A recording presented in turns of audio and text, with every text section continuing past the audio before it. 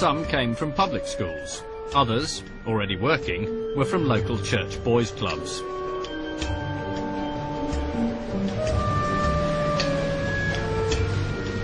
But for all of them, it was a unique opportunity.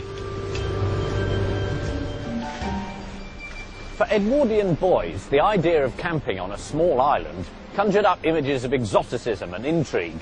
They were following in the footsteps of Robinson Crusoe and Treasure Island. And Baden-Powell wanted to reinforce this idea of being cut off from civilization and forced to depend on their own resources. So he didn't have them camp here, within sight of Poole, but he had them camp a mile away, on the wildest, furthest side of the island.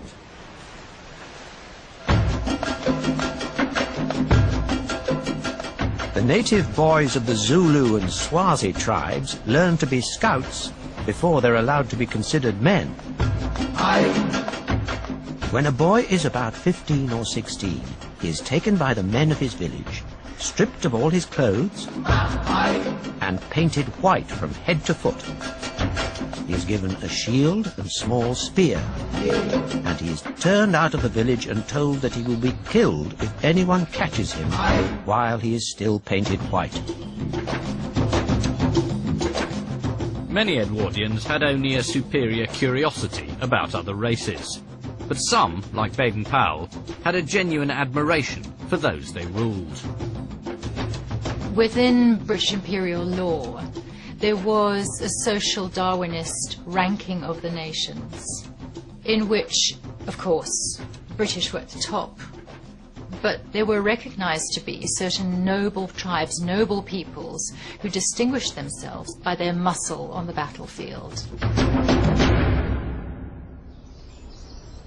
Despite his admiration for some African traditions, Baden-Powell thought better of sending British boys naked into the Dorset woods.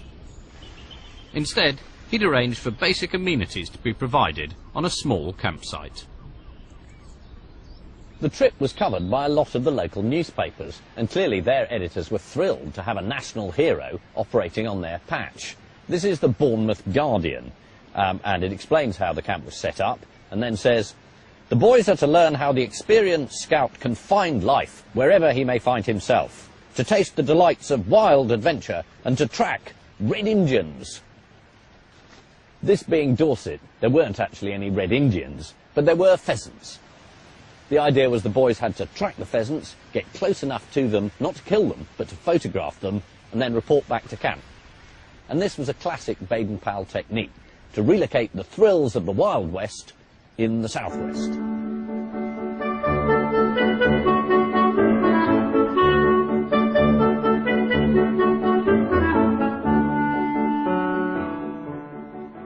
This is a set of extraordinary photographs taken on that first camp in 1907, and it shows the boys literally here taking part in the various exercises that Baden-Powell had dreamt up. Now that looks like a game boys would enjoy. Jump headfirst out of a tree and see if anyone catches you. Well, that does look fun. Now this is a manly game. This one's called The Struggle. It does look quite peculiar, but it's basically people pushing their chests against each other. And it's meant to get the heart pounding, according to Baden-Powell. First aid. This one is called Dragging an Insensible Man. But in this case, it's a boy sitting up and laughing, which slightly ruins it. They're clearly enjoying being outdoors, playing games, dangerous games, and learning practical skills. When they were camping, Baden-Powell needed to collect the boys together. So what did he use? A whistle? No. He used this, which is a kudu horn, made from antelope, which he'd picked up when he was a soldier in the Matabele campaign in 1896. The Ndebele people use it for generating fearsome war cries, but it's very good for collecting together small boys.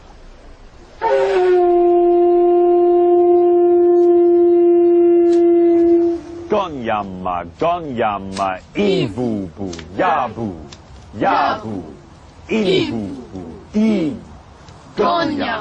I. At night, Baden-Powell taught the boys Zulu war chants, and enthralled them with tales of his overseas adventures. Once I went butterfly hunting in Dalmatia. Batteries had been built upon these mountaintops, and it was my business to investigate their positions, strength, and armaments.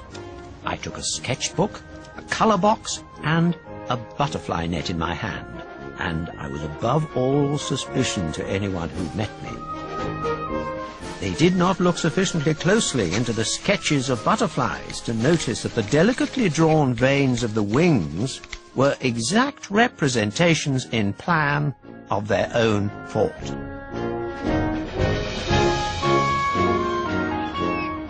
In Scouting for Boys, Baden-Powell concludes a letter that one of the boys had written to him after the camp. The most important thing that a great many boys need to learn is to look at the bright side of things and to take everything by the smooth handle.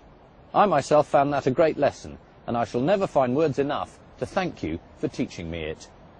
And that ethic of keep smiling through became a cornerstone of Scouting. Invigorated by the success of Brownsea, Baden-Powell returned to civilization and to completing Scouting for Boys. His original manuscript is now kept here, at the Scout Association's headquarters at Gilwell Park in Essex. So this is it, the book that launched the entire movement. What, the manuscript for the book that launched it? There. Gosh, there it is, handwritten. I must say, I thought it would be more organised than this. I thought Baden-Powell would have taken his own motto and been more prepared. I get the impression that he was just jotting down things as they came to him.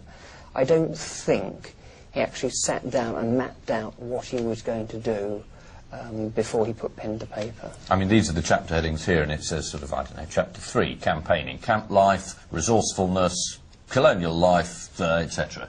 Not terribly linked, are they? I mean, it is more or less, well, there'll be a bit of this and a bit of that. Yes, and to some extent that helps the readability of the book. It's one of those things that boys could dip into and dip out of. Yes. As they fancied. This is a bit he's just torn out. I think he's borrowed a bit of President Roosevelt's speech. And it's about the qualities that make a good soldier. And Baden-Powell's